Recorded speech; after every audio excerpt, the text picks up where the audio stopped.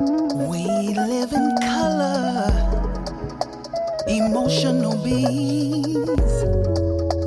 From moment to moment, it can change.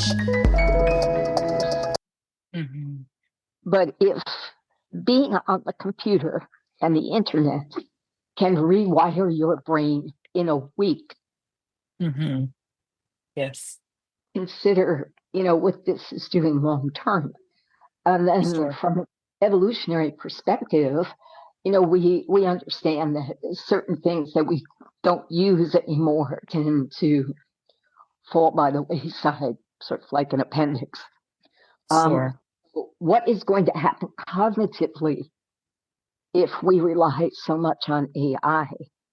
Our ability to think and reason and make decisions, is Mhm. that all going to be turned over, out of our control? And we are no longer capable of doing it. Well, I think we are already seeing a cognitive decline. When someone and let's just start with Google, right? So, years ago, when you wanted to find something out, you had to read a book. You Mhm. had to really you had to go and find a book on the topic that you wanted, and you had to go and read a book. Now you just Google a question, and then all of this information pops up. So, cognitively, it took, okay, I have to think about what the topic is. I have to make sure that I am looking at the right perspective as far as the information that I want to learn on that topic. I have to go and find a book. See, all of these cognitive processes that you used to have to do, many years ago, you had to, if you really wanted to know something, you were going to work for it. Now, Mhm.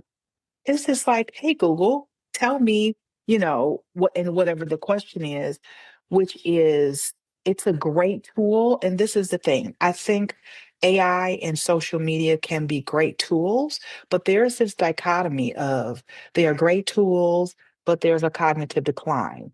They are great tools, but you have many studies that show social media induces depression and anxiety.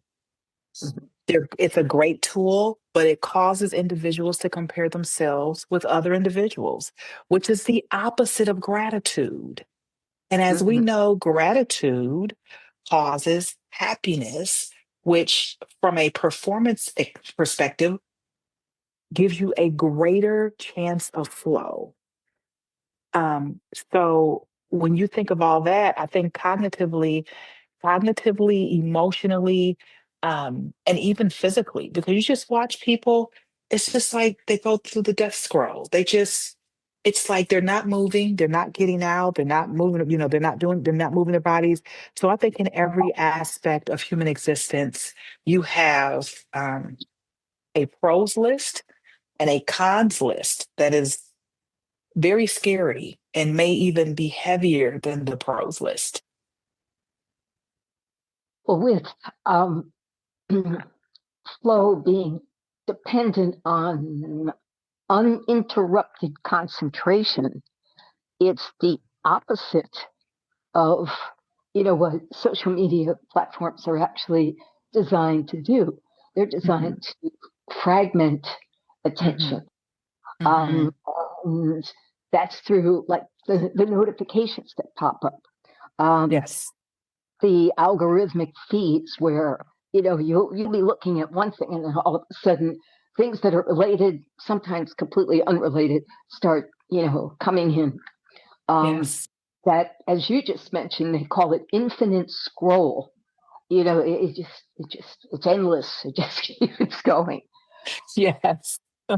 Yes. And, I think, and let's just talk from a performance aspect. Flow is so important to be able to approach a task with a certain level of excellence in a certain mindset. You're so locked into that task that you become one with the task. So what Mhm. happens when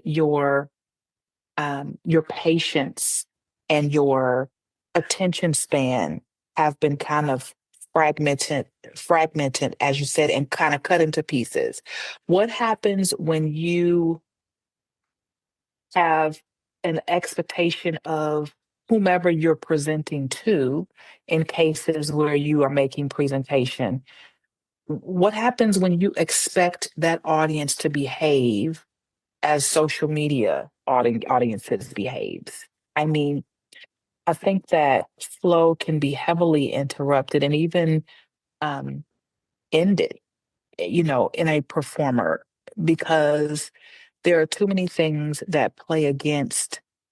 When you're up performing, there's so many cognitive processes going, and it seems like the higher the social media use, the more processes are affected and interrupted when Mhm. you're up there. The research is showing that there's increased impulsivity and a lower tolerance for delayed gratification. So we have to engage our audience. Hmm. That takes time.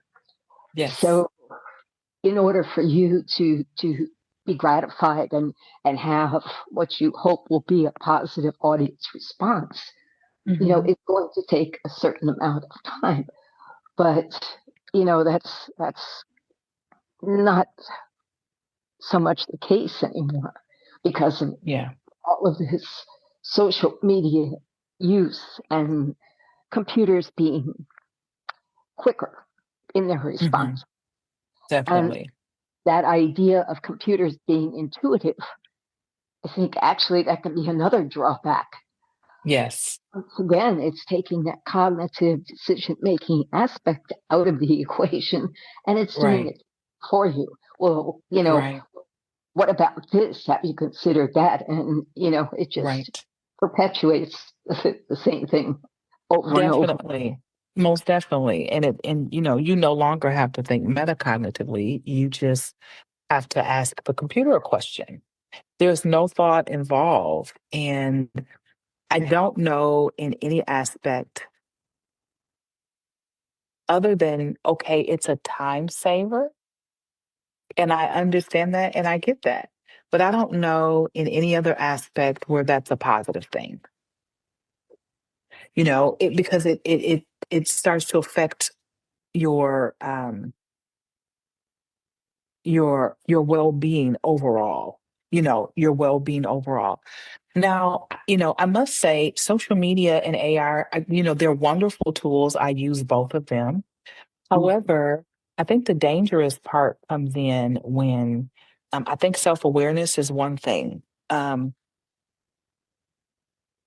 you need to be self-aware when you are start to feel something that is um, adverse, when you start feeling down or overwhelmed or overstimulated, that means it's time to get off.